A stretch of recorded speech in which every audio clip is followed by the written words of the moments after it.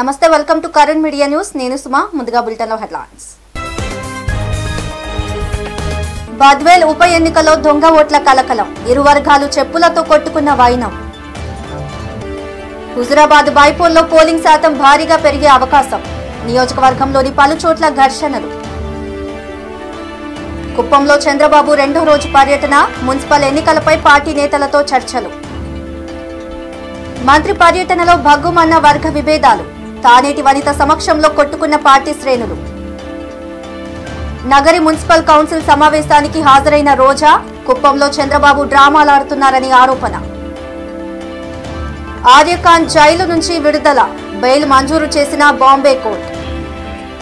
ఇక డీటెయిల్స్ చూస్తే, కడప జిల్లా బద్వేల్ ఉప ఎన్నికల్లో దొంగ ఓట్ల కలకలం రేకింది. అట్లూరు మండలంలో దొంగ ఓట్లు వేస్తున్నారంటూ ఇరు వర్గాలు ఘర్షణకు దిగాయి. కొంతమంది మహిళలు అట్లూరు మండలంలో ఫేక్ ఐడీలతో ఓట్లు వేయడానికి వచ్చినట్లు తెలుస్తోంది. పోలీసుల తనిఖీలలో సరైన ఐడీ కార్డులు లేవని గుర్తించి ఆ మహిళలను అక్కడ నుంచి వెనక్కి పంపించారు. ఈ సమయంలో ఇరు వర్గాల మధ్య తోపులాట చోటు చేసుకుంది. ఒకరిపై ఒకరు చెప్పులతో దాడి చేసుకున్నారు. రంగంలోకి దిగిన పోలీసులు ఇరు వర్గాలను చెదరగొట్టారు. చెదురుముదురు ఘటనలు తప్ప బద్వేల్ ఉప ఎన్నిక పోలింగ్ ప్రశాంతంగా కొనసాగుతుంది. మధ్యాహ్నం 3 గంటల వరకు బద్వేల్లో 44.82% పోలింగ్ నమోదైంది. బద్వేల్ ఉప ఎన్నికను వెబ్కాస్టింగ్ ద్వారా పర్యవేక్షిస్తున్నారు సీఈఓ విజయానంద్. దొంగ ఓటర్లను తరలిస్తున్నారన్నది అబద్దమని విజయానంద్ తెలిపారు.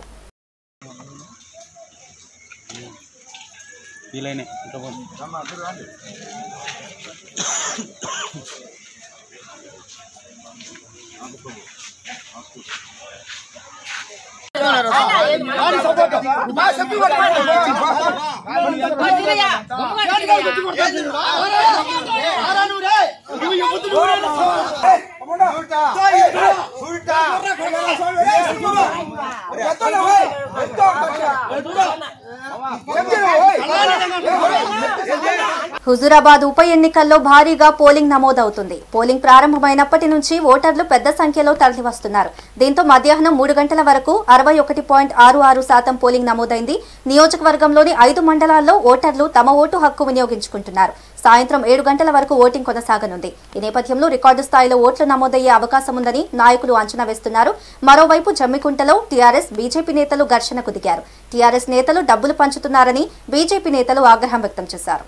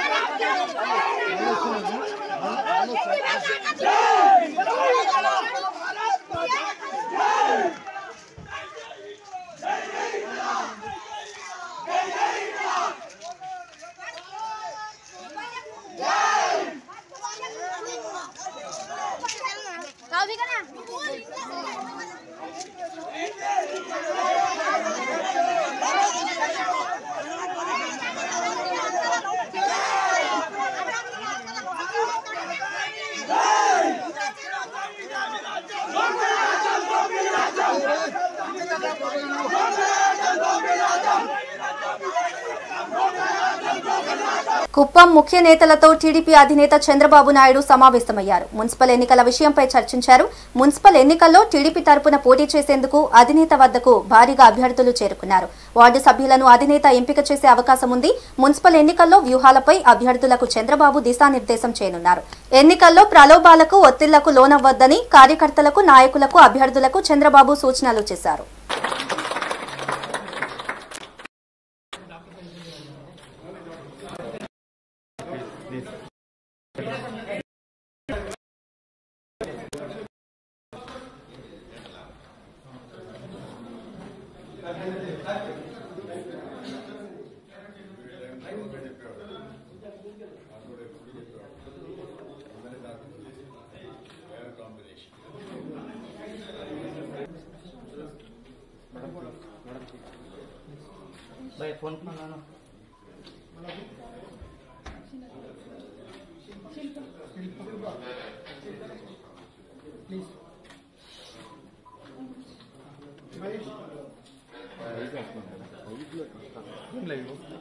కుప్పంలో నిన్న చంద్రబాబు సభలో ఓ వ్యక్తి రాళ్లు రువ్వుతున్నాడంటూ టీడీపీ శ్రేణులు ఆయనపై తీవ్రంగా దాడి చేశారు. అయితే చికిత్స పొందుతూ జరిగిన విషయాన్ని ఆయన వెల్లడించారు. తాను ఇంకో ఏడాదిలో రిటైర్డ్ కాబోతున్నానని, తన బాధలను చంద్రబాబుకు చెప్పుకొని వినతి పత్రం ఇచ్చేందుకు సభకు వచ్చానని తెలిపాడు. ఫోటో తీసుకునే క్రమంలో రాళ్లు రువ్వుతున్నట్లు అనుమానించి తనపై దాడి చేశారని ఆవేదన వ్యక్తం చేశాడు. చెప్తా ఉన్నా నేను ఎంప్లాయీ మేనేజర్ని ఏదో ఫోటో తీసుకుంటున్నాను, మీకేంద్ర ఫోటో తీసింది. ఒక్కదాన్ని తన్నాడు, ముందు పడ్డా, తలపై తగిలింది, అడుగులో ఒకడు తన్నాడు, ఇక్కడ తిన్నాడు, కింద పడుకున్న తలక మీద ఏడేసి తిన్నాడు. ఇది కదులుతుంది, అండడానికి లేదు, నిప్పు మొత్తం నిప్పిదంతా నవ్వులేము. నేను 1 సంవత్సరం రిటైర్మెంట్, నాకు 59 years ఏజ్. నేను ఆల్రెడీ డయాబెటిక్ హార్ట్ పేషెంట్. ఆ బ్యాగ్లోనే ఇన్సులిన్, ఆ సూదులు అన్ని ట్యాబ్లెట్ అన్నీ ఉంటాయి నా బ్యాగ్. ఇది సీఏ దగ్గర ఉందన్నారు బ్యాగ్. మొబైల్ మాత్రం పోయింది, తీసుకెళ్ళిపోయారు. ఇద్దరు బిడ్డలు, కొడుకు మ్యారేజ్ చేసిన, ప్రెసిడెంట్ బ్యాంక్లో వర్క్ చేస్తున్నాడు, యుఎస్ బ్యాంక్లో వర్క్ ఫ్రమ్ హోమ్ ఉన్నాడు. కూతురు మ్యారేజ్ చేయాలి, ఫ్లిప్కార్ట్లో ఇప్పుడే జాబ్ వచ్చింది, వర్క్ చేస్తా ఉంది, వర్క్ ఫ్రమ్ హోమ్. నేను ట్రాన్స్ఫర్ లెటర్ ఉంటే కుప్పం సుబ్బు ఉన్నాడు కదా టీడీపీలో, ఆయనకంటే సాయంత్రం 6 గెస్ట్ హౌస్లో మనం మాట్లాడతాము, మంచి పెన్షన్ చేసుకుంటే అన్నప్పటికీ నేను నార్మల్ పని ఇంటికి తీసేట్లనే ఉంటాయి. ఇప్పుడు సరే సాయంత్రం డ్రెస్ మార్చుకొని పోయి 6 గెస్ట్ హౌస్లో కలిసి మాట్లాడి చెప్తాము, చంద్రగిరి కోట మీరు చేసింది ఇలాగే ఉంది, కుప్పం మీరు ఇలాగే చేశారు, కుప్పం కూడా అలాగే ఉంది మూసిపోయి. సరే ఏదో చెప్తామో మాట్లాడతామో అనుకున్నాను, నాకు అర్థమయ్యేలా జరిగింది. నేను ఊహించలేదు బ్రదర్, ఇలాంటి మూర్ఖతనంగా జనం ఉంటారని నేను వాళ్ళలో కూడా ఊహించలేదు. మంత్రి తానేటి వనిత పర్యటనలో వర్గ విభేదాలు బగ్గుమన్నాయి. మంత్రి పర్యటనలో ఉప సర్పంచ్ మరో వర్గానికి చెందిన ఓ వ్యక్తిని తోసేయడంతో ఇరు వర్గాలు ఘర్షణకు దిగాయి. అక్కడితో ఆగకుండా హద్దు మీరితే మర్యాద దక్కతంటూ మంత్రి ముందే ఉప సర్పంచ్ కి వార్నింగ్ ఇచ్చారు. బాహాబాహికి దిగారు. ఈ ఘటనలో మంత్రి తానేటి వనిత ఆశ్చర్యానికి గురయ్యారు. పశ్చిమ గోదావరి జిల్లా తాళ్లపూడి మండలం పెద్దేవం గ్రామంలో ఈ ఘటన జరిగింది. ఈరోజు మా పెద్ద గ్రామంలో యానాదులైనటువంటి 6 ఇళ్ళు కాలిపోతే నిన్న 1 గంట కానించి మా గ్రామస్తులందరూ వైఎస్ఆర్ పార్టీ అందరూ సహకరించి వాళ్ళకి అన్ని రకాల సహకారం చేద్దామని మేము సహకారం చేస్తూనే ఉన్నాం. రాత్రి వీళ్ళకి ఇంకా ఇచ్చేవాళ్ళు పుచ్చుకోమని చెప్పారు. సరే బాగా చేద్దాం అనుకున్నాం. ఇదే రోజు మళ్ళీ ఈ రోజు మన మంత్రి గారు కలరా ఆ బాధితులను అందరినీ చూసి వీళ్ళకి ఏం చేద్దాం, ఏంటి నవంబర్ డిసెంబర్లో ఇల్లు కడదాం అని మాట ఇచ్చారు. అలాగే సక్రంగా వెళ్తుంటే ఆయన ఎవరండి, ఆయన ఎంత నాయకుడండి, ఒక నా కార్యకర్తలు గెంటేస్తాకే తోసేస్తాకనే నేను ప్రజాప్రతినిధా. ఈ ప్రజాప్రతినిధులు నేను ఎంతమందిని చూశాను, చేసేస్తాడండి. నాకు అదే బాధ. ఒక ఎంపీపీ అయి ఉండి ఒక మండల ప్రెసిడెంట్ గారికి కూడా ఆయనకి విలువ ఇవ్వకుండా ఎంతమందికి ఎంత అడ్డు వేసుకెళ్తున్నాడో చూడండి. మీరు అంతా కలిపి నాకు అన్ని రకాల ఇబ్బంది తలపెడతా పెట్టాం. మళ్ళీ కానీ ఏదన్నా ఓట్ల నుంచి వచ్చే ప్రజా తీర్పు ఎలాగిస్తారో అలాగిస్తారు. అది నాకుండే అనుమానం చెప్పి మాట్లాడి ఈరోజు మంత్రి గారు ఈ ఎస్టీ కాలనీ కాలిపోయిన సందర్భంగా మేడం గారు వచ్చినందుకు మేము కార్యకర్తలుగా మేము మేడం గారి దగ్గరికి వచ్చాం. వచ్చి మేడం గారు అంతా చూస్తున్నారో మేము మేడం గారు కూడా తిరుగుతుంటే కోట రామకృష్ణ అన్న వ్యక్తి తోసేసి ఆ రాయి మీద పడిపోయాడని తలకి ఒప్పు కూడా కట్టింది. చాలా బీభత్సంగా పచ్చి బూతులు మాట్లాడిన ఆయన స్వామి మాల వేశారు. ఆ మాల విలువ కూడా ఆయనకు తెలియదు అనుకుంటున్నాను నేను. కార్యకర్తలని కూడా గౌరవించిన వ్యక్తి ఒక నాయకుడు ఎలాగవుతాడో నాకేం తెలియదు. మరి సక్రమంగా నడిచే పార్టీని కొంతమంది వ్యక్తులు వచ్చి వారి రుబాబుతనం చూపిస్తా వచ్చిన చిన్న పోస్ట్ను అడ్డుపెట్టుకుని నేనే రాజుని నేనే మంత్రిని అని ఎవరిని దగ్గర రానివ్వకుండా ప్రతి ఓడికి ఎవరికి ఏ పదవి రాకుండా ఆయనకి ఎందుకు ఇస్తారా పదవి, ఈయనకి ఎందుకు ఇస్తారు, అలా ఎవరికి ఇస్తాకి వెళ్ళలేదు, నాకే కావాలి. This is not good. ఇలాంటి పరిస్థితుల్లో పార్టీకి చాలా నష్టం జరుగుతుంది. కనుక ఈ పార్టీ మన మంత్రి గారు ఈ పార్టీ విషయాల్లో బాగా పట్టి నాయకత్వం కూడా మార్చుకోవాలండి. ఫస్ట్ ఆఫ్ ఆల్ ఇక్కడ నాయకత్వాలు మార్చేయాలండి. ఎక్కడైతే నాయకత్వాలు బాగోలేదో ఆ నాయకత్వాన్ని పక్కకు పెట్టి ఎవరైతే కొంచెం చాలా బాగా చేస్తారో పార్టీకి ప్రజలకు చేసేవాడికి నాయకత్వం అప్పచెప్పాలి.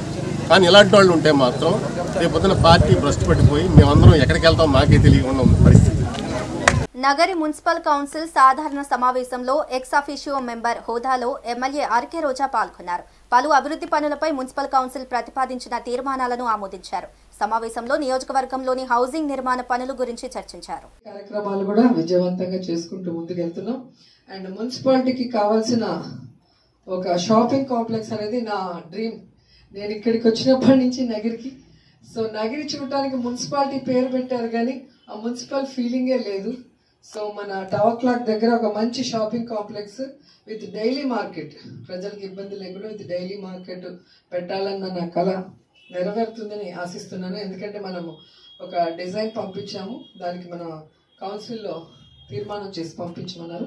అందుకే ఈరోజు టేబుల్ అజెండాగా కూడా రివైజ్డ్ డిజైన్ పెట్టడం జరిగింది. మీరందరూ ఆమోదిస్తే తొందరలో అది కూడా కన్స్ట్రక్ట్ చేద్దాం అనుకుంటున్నాం. అలాగే మున్సిపాలిటీ అంటే ఖచ్చితంగా పార్క్ అనేది ఉండాలి. పెద్దవాళ్ళు కానీ పిల్లలు కానీ మహిళలు కానీ చక్కగా మంచి గాలిని పీల్చుకుంటూ వాకింగ్ చేసుకుంటూ కబుర్లు చెప్పుకోవడానికి ఒక ప్లేస్ కావాలి, పిల్లలు ఆడుకోవటానికి. ఎందుకంటే ఇక్కడ ఉన్న వాళ్ళకి అటు సత్రవాడలో ఉన్న వాళ్ళు పరిచయం లేదు, అక్కడ ఉన్న వాళ్ళకి ఇక్కడ పరిచయం లేదు. ఒకే ఊర్లో ఉంటూ కూడా ఒకరికొకరు పరిచయం లేని పరిస్థితి అయింది. ఇలాంటి ప్లేసెస్ మామూలుగా టౌన్స్లో అయితే మీకు రెస్టారెంట్స్, సినిమా హాల్లోనో లేదా పార్కుల్లోనో కలిసి ఫ్రెండ్షిప్ అనేది పెరుగుతూ ఉంటుంది. దానికోసమే మేము చెవిరెడ్డి గారిని రిక్వెస్ట్ చేయడం జరిగింది.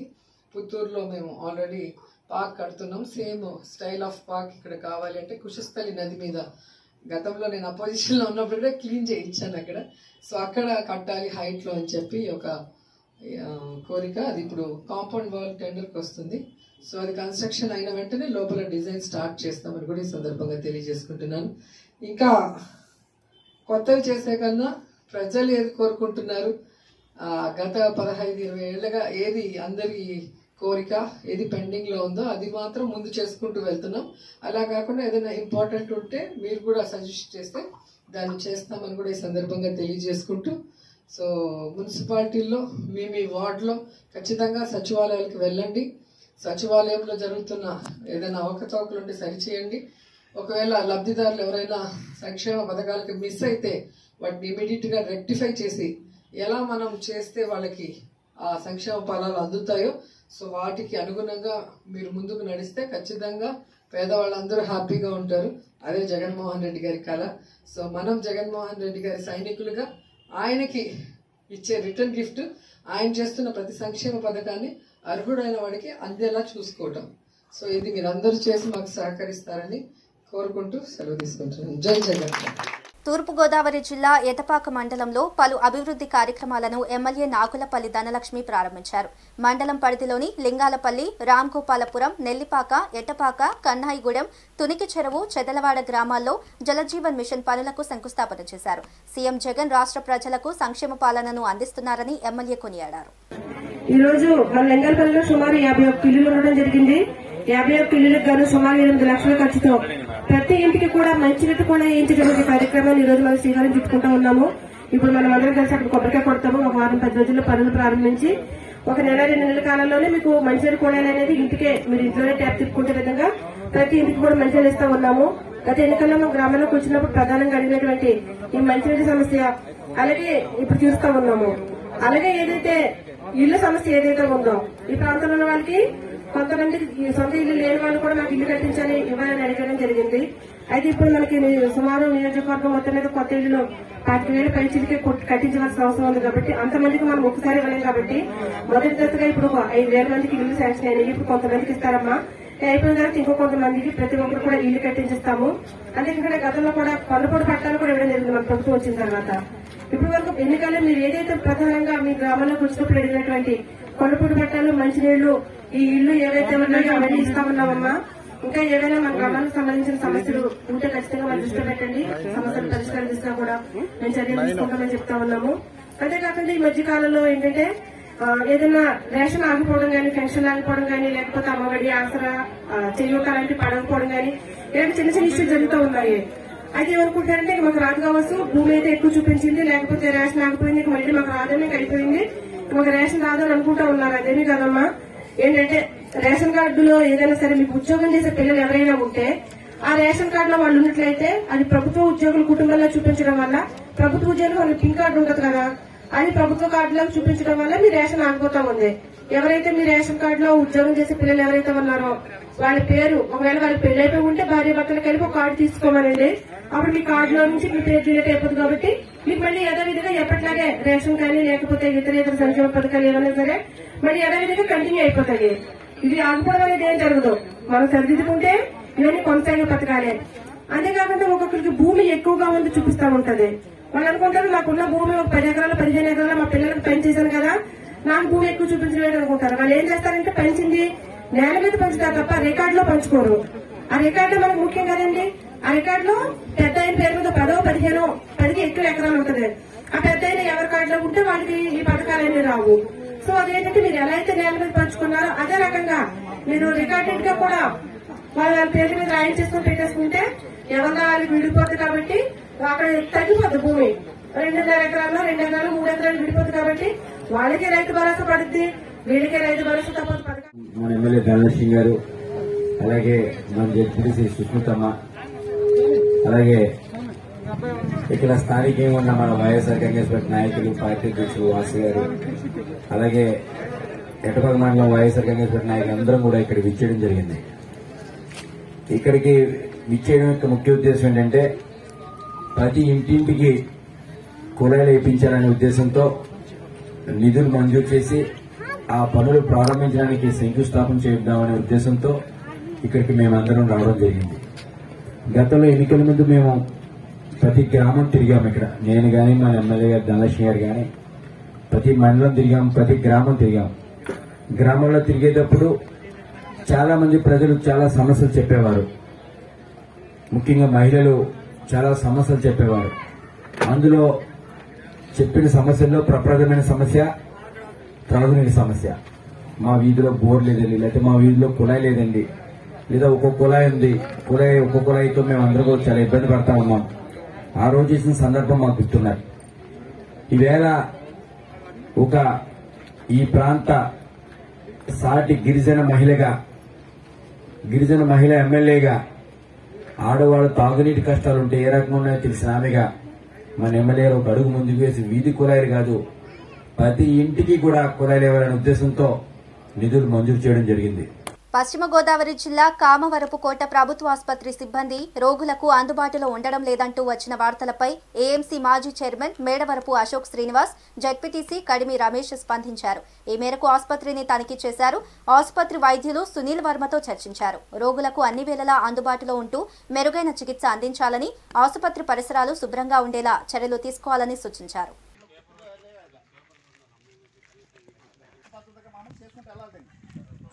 డబ్బులు ఏదో ఉన్నాయని చెప్పి డబ్బులు తీసుకుని వెళ్ళిపోయి మామూలు దానికి ఏమో అక్కడ పెయింట్ మామూలుగా బట్టాలు వదిలేసి ఇక్కడ తుప్పలాలు వదిలేసి పెయింట్ వేసి వెళ్ళిపోతే మామూలు అయిపోద్ది పని.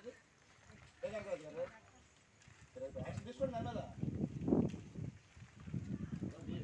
ఇంకేంటంటే ఇది మీ చేతిలో ఉంది. నేను మామూలుగా మన మనకి ఎవడో నూటలు నా పేషెంట్ ప్రభుత్వం నీట్గా చేసిన తర్వాత పెయింట్ వేయమని చెప్పాలి. ఎందుకంటే మరి హాస్పిటల్లో పేషెంట్లు వచ్చే విధంగా ఉండాలి. కానీ ఆమె హాస్పిటల్ అక్కడ చూసి ఎలా ఉంటాను అది మొత్తం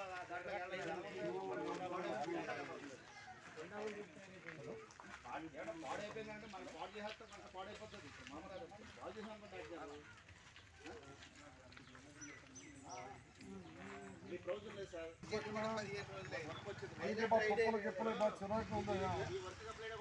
2-3 ముఠాలు పెట్టి కొంచెం బాగుంది.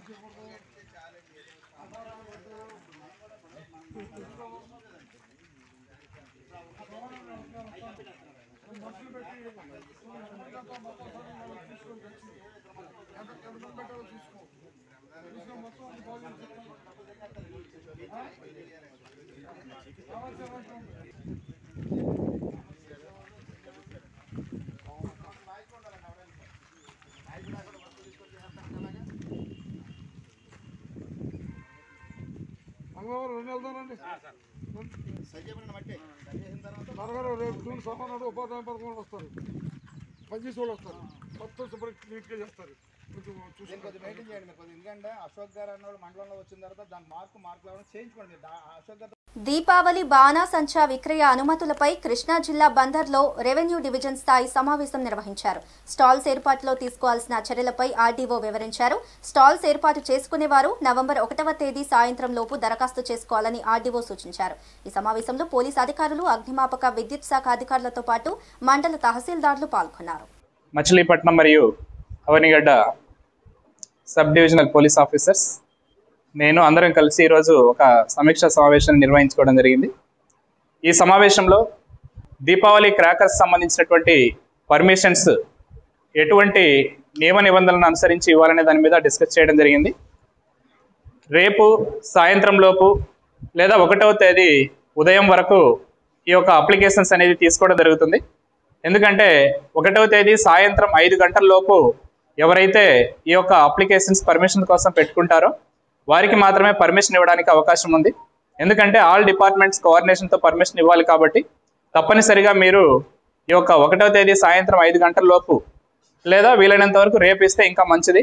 కాబట్టి అప్లికేషన్స్ 5 గంటల లోపు 1వ తేదీ ఇవ్వాల్సిందిగా కోరుతున్నాము. అదేవిధంగా షాప్స్ ఏదైతే ఉన్నాయో ఈ షాప్ మధ్యలో డిస్టెన్స్ 3 మీటర్లు తప్పనిసరిగా పాటించాలి. ప్రతి షాపు కూడా తప్పనిసరిగా ఈ యొక్క రేకుల షెడ్తో వేసినటువంటి షాపులలో మాత్రమే ఈ యొక్క అమ్మకాలు జరుపుకోవడానికి అవకాశం ఉంది. తర్వాత గ్రీన్ క్రాకర్స్ అంటే పర్యావరణానికి ఇబ్బంది కలిగించినటువంటి క్రాకర్స్ను మాత్రమే అమ్ముకోవడానికి పర్మిషన్ ఇవ్వడం జరుగుతుంది. కాబట్టి ఈ అమ్మకాలు జరిపేటటువంటి వ్యక్తులందరూ కూడా తప్పనిసరిగా గ్రీన్ క్రాకర్స్ను ఉపయోగించమని కోరుతున్నాము. తర్వాత పర్మిషన్ లేకుండా ఎవరు కూడా ఈ యొక్క క్రాకర్స్ అమ్మకడానికి అవకాశం లేదు. ఈరోజు తహసీల్దార్స్ కూడా వారి యొక్క మండలాల్లో కన్సర్న్డ్ లైన్ డిపార్ట్మెంట్స్తో కలిసి మీటింగ్ అనేది కండక్ట్ చేయడం జరుగుతుంది. అక్కడ ఎవరైతే అమ్మకాలు జరిపేటటువంటి వ్యక్తులు ఉంటారో వాళ్ళందరితో కూడా ఈరోజు మీటింగ్ కండక్ట్ చేసుకొని వారు ఏవైతే ఇన్స్ట్రక్షన్స్ మనకు ప్రభుత్వం నుంచి ఇచ్చారో ఆ ఇన్స్ట్రక్షన్స్ అన్నింటినీ కూడా ఫాలో అవ్వమని చెప్పడం జరుగుతుంది. రెవెన్యూ, పోలీసు, ఫైర్, ఎలక్ట్రికల్, అదేవిధంగా ఇతర లైన్ డిపార్ట్మెంట్స్ ఏవైతే ఉన్నాయో వాళ్ళందరూ కోఆర్డినేషన్తోనే ఈ యొక్క క్రాకర్స్ సంబంధించినటువంటి ఈ షాప్స్ పర్మిషన్ ఇవ్వడం జరుగుతుంది. కాబట్టి వారి యొక్క పర్యవేక్షణలోనే ఈ యొక్క అమ్మకాలు జరపడానికి అవకాశం ఉంటుంది. మన మచిలీపట్నానికి సంబంధించి వీలైనంత వరకు ఈరోజు శారదానగర్ లేఅవుట్ అనేది బాగుంటుందని డిసైడ్ చేయడం జరుగుతుంది. ఈరోజు జాయింట్ ఇన్స్పెక్షన్ చేసిన తర్వాత ఆ యొక్క లేఅవుట్ను కూడా ఫైనల్ చేయడం జరుగుతుంది. అదేవిధంగా ప్రతి మండలంలో కూడా వారి మండల కేంద్రాల్లో గతంలో ఏవైతే గ్రౌండ్స్ సెలెక్ట్ చేసి ఉన్నారో ఆ గ్రౌండ్స్ని ఈ సంవత్సరం కూడా ఏర్పాటు చేయడం జరుగుతుందని చెప్పడం జరిగింది. కాబట్టి ఆయా గ్రౌండ్స్ ఏవైతే ఉన్నాయో వాటిలో ఈ యొక్క నియమ నిబంధనలు అన్నీ కూడా ఫాలో అవుతూ అమ్మకాలు జరుపుకోవడానికి అవకాశం ఇవ్వడం జరిగింది. అయితే ప్రస్తుతం ఉన్నటువంటి పరిస్థితుల్లో కోవిడ్ అనేది ఎక్కువగా ఉంది కాబట్టి కోవిడ్ నామ్స్ను ఫాలో అవుతూ ప్రతి ఒక్కరూ ఈ యొక్క దీపావళి క్రాకర్స్ అమ్మకాలు జరుపుకోవడానికి అవకాశం ఉంది. అయితే ఈ యొక్క షాపుల దగ్గర మీరు మాస్కులు పెట్టుకోండి, కానీ శానిటైజర్స్ మాత్రం ఎవరు కూడా ఉపయోగించడానికి అవకాశం లేదు. ఎందుకంటే శానిటైజర్స్లో ఆల్కహాల్ ఉంటుంది కాబట్టి అక్కడ క్రాకర్స్ పేలేటటువంటి అవకాశం ఉంది. కాబట్టి శానిటైజర్స్ ఎవరు కూడా ఈ యొక్క షాప్స్ దగ్గర ఉపయోగించకూడదు. ప్రతి ఒక్కరు మాత్రం మాస్క్ తప్పనిసరిగా ధరించాలి.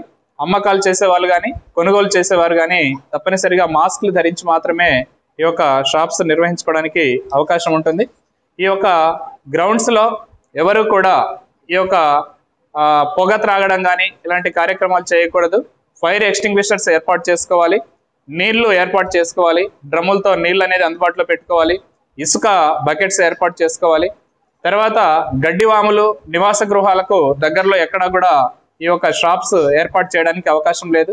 ఇవన్నీ గతంలో ఏవైతే మనం ఇన్స్ట్రక్షన్స్ ఇచ్చామో ఆ ఇన్స్ట్రక్షన్స్ అన్నింటినీ కూడా ఫాలో అవుతూ ఈ యొక్క దీపావళి క్రాకర్స్ సంబంధించినటువంటి షాపులు నిర్వహించుకోవాల్సిందిగా నిర్వాహకులను కోరుతున్నాను. తూర్పుగోదావరి జిల్లా పెద్దపూడి మండలం సహాపురంలోని దళితపేటకు వెళ్లే రహదారి అధ్వానంగా తయారైందంటూ ఆంధ్రప్రదేశ్ రైతు కూలీ సంఘం దళిత యువసేన నాయకులు ఆందోళనకు దిగారు. రోడ్డుకు వెంటనే మరమ్మతులు చేపట్టాలంటూ డిమాండ్ చేశారు. ఈ మేరకు ర్యాలీ నిర్వహించి పంచాయతీ కార్యాలయం దగ్గర నిరసన తెలిపారు. వినతి పత్రం ఇచ్చేందుకు కార్యదర్శి లేకపోవడంతో ఆగ్రహం వ్యక్తం చేశారు.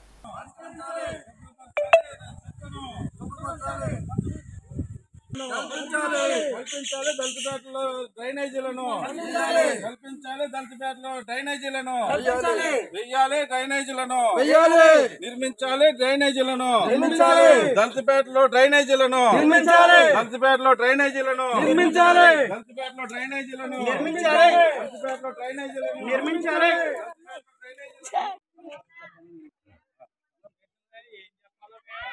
దళితపేటలకు వెళ్లే రోడ్డు సమస్యను దళితపేటలకు వెళ్లే రోడ్డు సమస్యను పరిష్కరించాలి.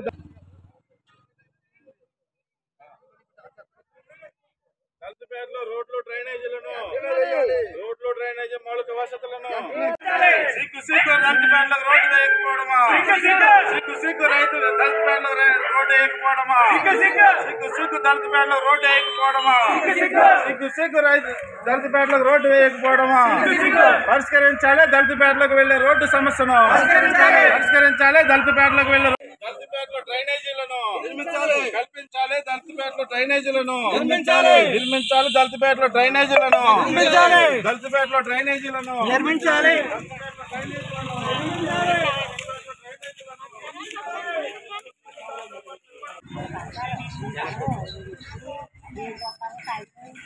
మా డిమాండ్ మేము అరుచుకుంటున్నాం. కనీసం పట్టిక చూసుకున్నటువంటి నాదులు లేరు ఇక్కడ. ఏమండి ఇప్పుడు జగన్మోహన్ రెడ్డి గారు ఏమంటారంటే మీరు కలెక్టర్ ఆఫీసులు రావద్దు, మండల ఆఫీసులు రావద్దు, సరే ఉంది మీ గ్రామంలో సచివాలయంలో ఇన్ని డిపార్ట్మెంట్ ఉన్నాయి, అందరికీ అన్ని సౌకర్యాలు ఇక్కడ జరుగుతాయి, ఇక్కడ అధికారులు మిషన్ తీసుకుంటారు సంస్కరిస్తారని చెప్పేసి విస్తృతంగా ప్రసారం జరుగుతుంది. ఆ మేరకు సచివాలయంలో మాకు న్యాయం జరుగుతుంది, మాకు పరిష్కరిస్తారని మేము ఈ సచివాలయానికి వచ్చి మొరపెట్టుకున్న సమయంలో కనీసం ఈ ఆఫీసులో అధికారులు లేకపోవడం అనేది చాలా ఆకారమైనటువంటి విషయం. మీరు ఇది వర్ణించండి, ఇలాగ అది లేరు, మేము దాని కన్సల్టెంట్ నేను ఉన్నాను, మీరు వస్తే మాకు ఈ బాధ ఉండదు. అసలు ఆ స్లోగనే రాదు. మీరు ఒక అధికారిగా మీరు వచ్చారు కాబట్టి మీరు గవర్నమెంట్ తీసుకెళ్లి ఇమ్మీడియట్ గా దళితపేటకు సంబంధించిన సమస్యలు రోడ్డు సమస్య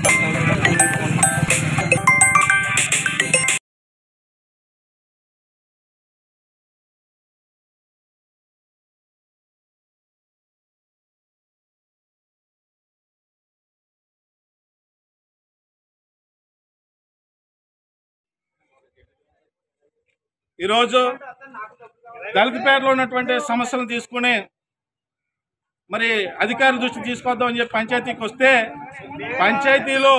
పంచాయతీ సెక్రటరీ గారు లేకపోవడం, కన్సల్టెంట్ అధికారులు ఎవరో కూడా దానికి బాధ్యత వహించకపోవడం, ఎవరో కూడా పట్టించుకోకపోవడం ఈ ప్రజాస్వామ్య దేశంలో సిగ్గు చేయటని చెప్పేసి మేము భావిస్తూ ఉన్నాం. మరి ఈ రకమైనటువంటి పరిపాలన అందించడం అనేది ప్రజలకి చాలా ఇబ్బందికరం. ప్రజలు చాలా ఇబ్బంది పడుతూ ఉన్నారు. రోడ్డు సమస్యలు చెప్పుకుందామని పంచాయతీ ఆఫీస్కి వస్తే అధికారులు లేకపోవడం అనేది చాలా సిగ్గుచేటని చెప్పేసి నేను తీవ్రంగా మరి ఆంధ్రప్రదేశ్ రైతు కూలీ సంఘంగా మేము తీవ్రంగా ఖండిస్తూ ఉన్నాం. దీని మీద ఉన్నతాధికారులు విచారణ చేపట్టాలి. ఈ ప్రభుత్వ అధికారులు ఎవరి కోసం పనిచేస్తున్నారు, ఎక్కడ పనిచేస్తున్నారు, దీని మీద పూర్తి విచారణ ఉన్నతాధికారులు చేపట్టి సంబంధించినటువంటి సెక్రటరీ ఈ యొక్క అధికారులు ఎవరైతే ఉన్నారో ఈ అధికారుల మీద చర్యలు తీసుకోవాలని చెప్పేసి మరి ఆంధ్రప్రదేశ్ రైతు కూలీ సంఘంగా మేము డిమాండ్ చేస్తాం. ఏడేడు పాఠశాలల మూసివేతకు నిరసనగా విశాఖలో టీడీపీ శ్రేణులు నిరసనకు దిగాయి. జిల్లాలో ఇప్పటికే ప్రభుత్వ కార్యాలయాలను తాకట్టు పెట్టారని, అందులో భాగంగానే పాఠశాలలను కూడా కుదవపెట్టేందుకు ప్రభుత్వం యత్నిస్తోందంటూ ఎమ్మెల్యే వెలగపూడి రామకృష్ణబాబు ఆరోపించారు. సంక్షేమం పేరుతో రాష్ట్రాన్ని అప్పులాంధ్రప్రదేశ్గా మారుస్తున్నారంటూ ఎమ్మెల్యే ఆగ్రహం వ్యక్తం చేశారు.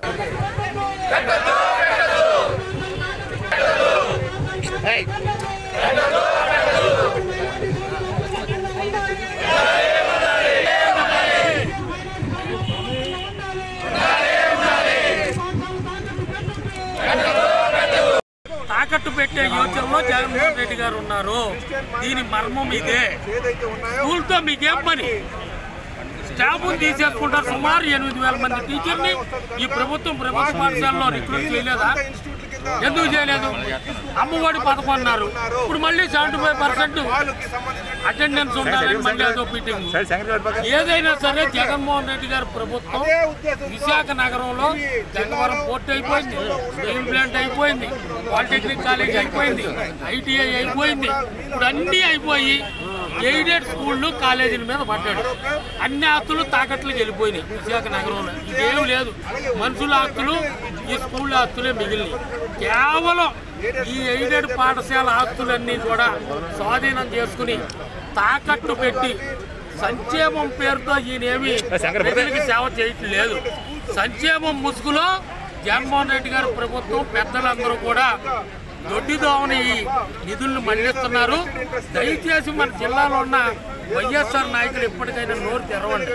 మన నగరం తాకట్లోకి వెళ్ళిపోయింది, మన స్కూల్స్ అన్ని తాకట్లోకి వెళ్ళిపోతాయి. అయ్యా జగన్మోహన్ రెడ్డి గారు, మన విశాఖ ప్రజలు మమ్మల్ని పెద్ద కొట్టుడు కొడతారు రాబోయే రోజుల్లో. దయచేసి తప్పకుండా చూడండి. ఆ పేద విద్యార్థులు కడుపు కొట్టదని ఎప్పటికైనా వైఎస్ఆర్ నాయకులు కళ్ళు తెరిచి జగన్మోహన్ రెడ్డి గారిని తెలియజేయాలని మీ ద్వారా కోరుకుంటూ తెలుగుదేశం పార్టీ తరఫున దీన్ని తీవ్రంగా వ్యతిరేకిస్తాం. ఆ జీవో 42 రద్దు అయ్యే వరకు పోరాటం చేస్తాను. జీవీఎంసీ గాంధీ విగ్రహం దగ్గర తెలుగుదేశం పార్టీ ఏదైతే రాష్ట్ర ప్రభుత్వం జీవో నంబర్ 42 అలాగే దానికి అనుబంధ జీవోలు కొన్ని ఇచ్చారు.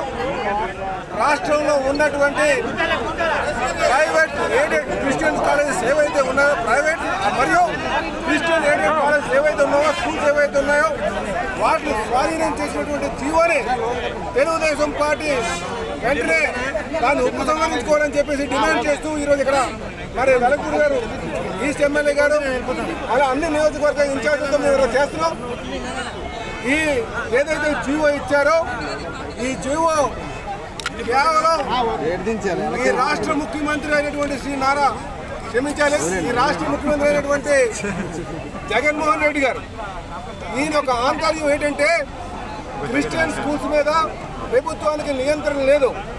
ఈయన స్వాధీనం చేసుకొని ఆయన సొంత ఆస్తుల కింద కన్వర్ట్ చేసుకుందామనే ఉద్దేశంతోనే ఈ జీవో ఇచ్చారు. ముందు ఈ రాష్ట్ర ప్రభుత్వం కానీ చిత్తశుద్ధి ఉంటే ఏదైతే వక్స్ ఒక చట్టాలు ఉన్నాయో, ఎండోమెంట్స్కి చట్టాలు ఉన్నాయో అలాగే చట్టాలు రూపొందించమనండి. రూపొందించిన తర్వాత ప్రజలు ఇష్టం ఉంటే వస్తారు, లేకపోతే మానేస్తారు. ఈరోజు నేను సెయింట్ జోసెఫ్ స్కూల్లో చదివాను మల్కాపురం. సుమారు 40-50 సంవత్సరాల కింద 50 సంవత్సరాల కింద పెట్టినటువంటి స్కూల్స్ పేద విద్యార్థులకు తక్కువ ధరలకే వాళ్ళు విద్య అందిస్తున్నారు. అలాంటి స్కూల్స్ అన్ని కూడా ప్రభుత్వం పేరు చెప్పి సొంత ఆస్తుల కింద కన్వర్ట్ చేసుకుందామన్న ఆలోచనతో ఈ ప్రభుత్వం ముందుకు వెళ్తుంది. అందుకే నేను క్రిస్టియన్ మైనారిటీ సోదరులకు ఎయిడెడ్ స్కూల్ కూడా అప్రమత్తంగా ఉండేనని చెప్పేసి మేము తెలియజేస్తున్నాం. ఈరోజు ప్రభుత్వం ఈ ఏదైతే గవర్నమెంట్ స్కూల్స్ ఉన్నాయో అవే సరిగ్గా రన్ చేయట్లేదు. మీకు ఎంతో మందికి ఎన్నో వేల లక్షల మంది పిల్లలకు నాణ్యమైన విద్య అందించినటువంటి ఎయిడెడ్ స్కూల్స్ని తీసుకున్న హక్కు మీకు ఎవరు ఇచ్చారో? మీకు ప్రజలు పరిపాలించడానికి ఇచ్చారా, లేకపోతే మీ ఇష్టానుసారం చేయడానికి ఇచ్చారా? ఇది మేము ఖండిస్తున్నాం. ఇప్పటికైనా సరే మేము మీ ద్వారా క్రిస్టియన్ ఎయిడెడ్ స్కూల్స్ ఏవైతే ఉన్నాయో, అలాగే ఇంకా మిగతా స్కూల్స్ ఏవైతే ఉన్నాయో వాళ్ళకి మేము అండగా ఉంటాం. ఈ జీవాన్ని ఉపసంహరించుకునే వరకు కూడా మేము ప్రజల్లో ఉండి పోరాటం చేస్తామని చెప్పేసి తెలియజేస్తాం.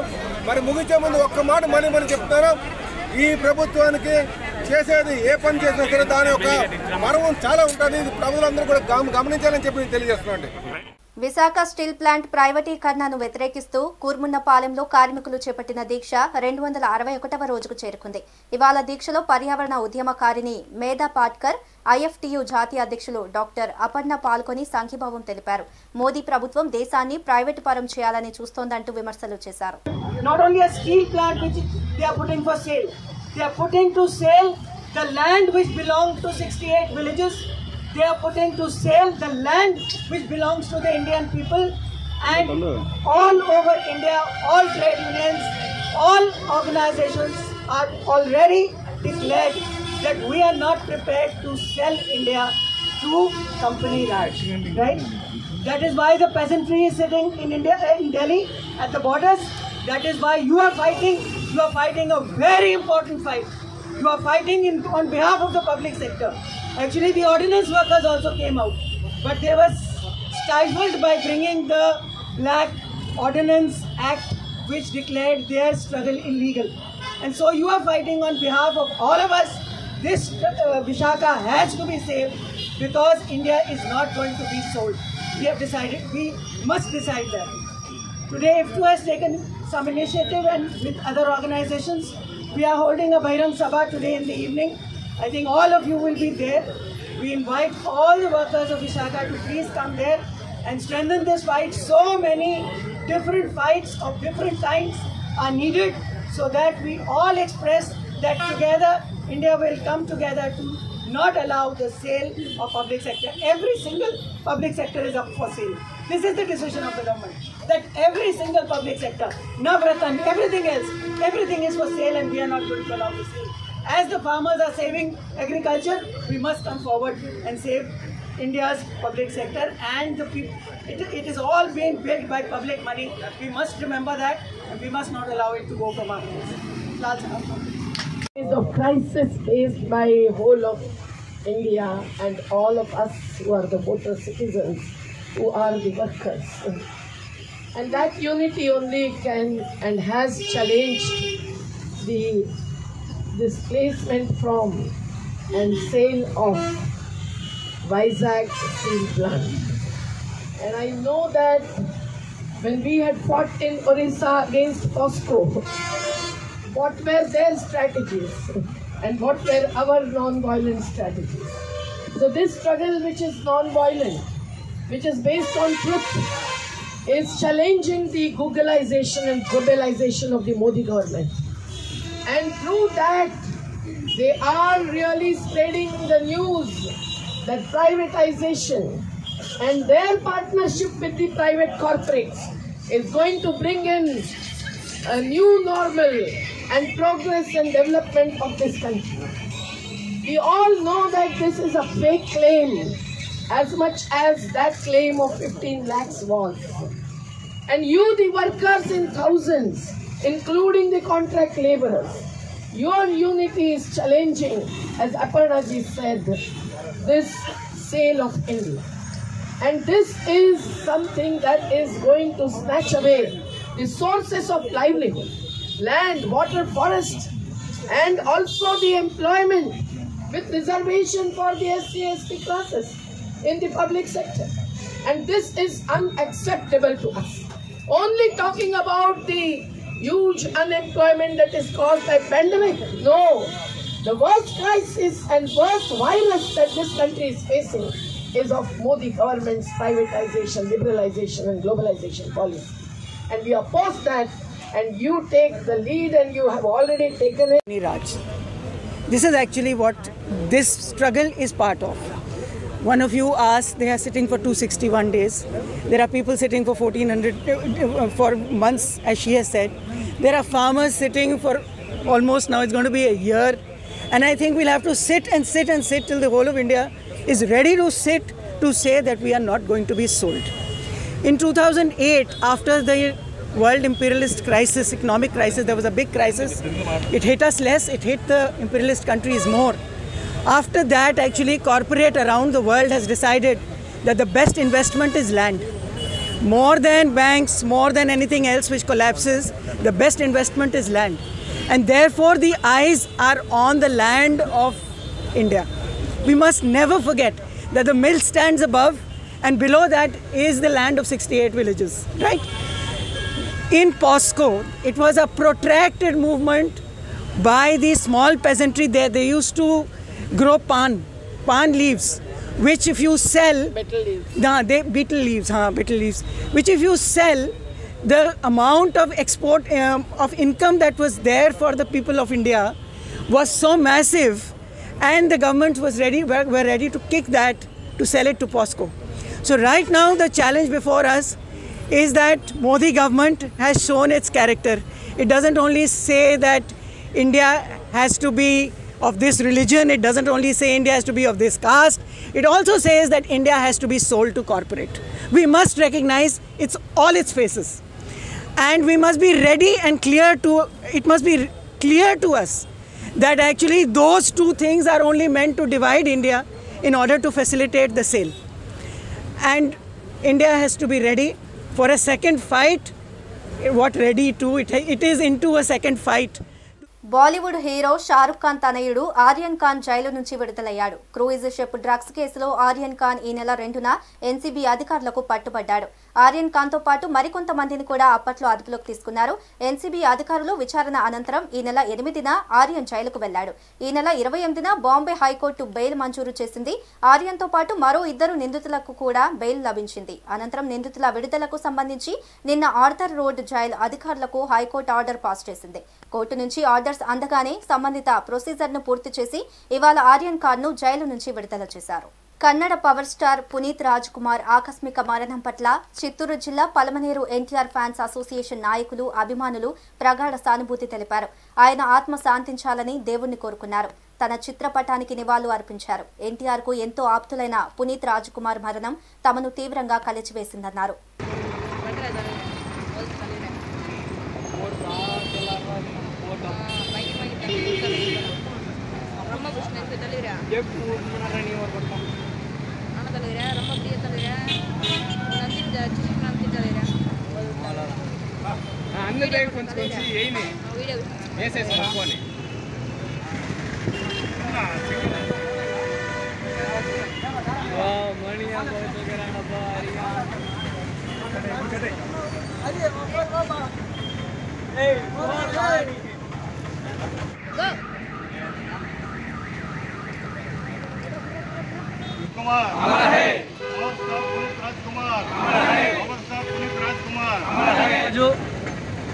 మన కన్నడ సూపర్ స్టార్ పునీత్ రాజ్ కుమార్ గారు అకాల మరణం చెందడం మనకు చాలా బాధాకరణం. సో ఆయన అకాల మరణాన్ని చాలా దిగ్భ్రాంతి వ్యక్తం చేస్తూ మన పలమనేరు పట్టణం జూనియర్ ఎన్టీఆర్ సేవా అసోసియేషన్ తరఫున మన నందమూరి అభిమానులు, పలమనేరు చుట్టుపక్కల పరిసర ప్రాంత ప్రజలు అందరూ కలిపి ఈరోజు మన పలమనేరు సెంటర్లో పునీత్ రాజ్ కుమార్ గారికి నివాళులు అర్పించడం జరిగింది. ఆయన మన నందమూరి కుటుంబంతోనే కాకుండా మన తెలుగు పరిశ్రమకు చాలా అత్యున్నత ఆప్తులు, సన్నిహితులు కూడా. సో అలాంటి గొప్ప వ్యక్తి అతి చిన్న వయసులో ఇలాంటి అకాల మరణం చెందడం మనకు చాలా బాధాకరణం. సో ఆయన్ని పురస్కరించుకొని ఆయన ఆత్మకు శాంతి చేకూరాలని మన అసోసియేషన్ తరఫున, పలమనేరు చుట్టుపక్కల ప్రజల తరఫున కోరుకుంటూ యావత్ ప్రపంచం మొత్తం ఈరోజు ఆయనకు ఆశీర్వాదాలు అర్పించాలని కోరుకుంటూ జోహార్ పునీత్ రాజ్ కుమార్ కే, జోహార్ పునీత్ రాజ్ కుమార్ కే. సింహాచలం వరాహ లక్ష్మీ నరసింహస్వామిని మంత్రి అవంతి శ్రీనివాస్ దంపతులు దర్శించుకున్నారు. వారికి ఆలయ ఈవో అధికారులు స్వాగతం పలికారు. స్వామివారికి మంత్రి దంపతులు ప్రత్యేక పూజలు చేశారు. అనంతరం వేద పండితులు ఆశీర్వచనం చేసి తీర్థ ప్రసాదాలు అందజేశారు.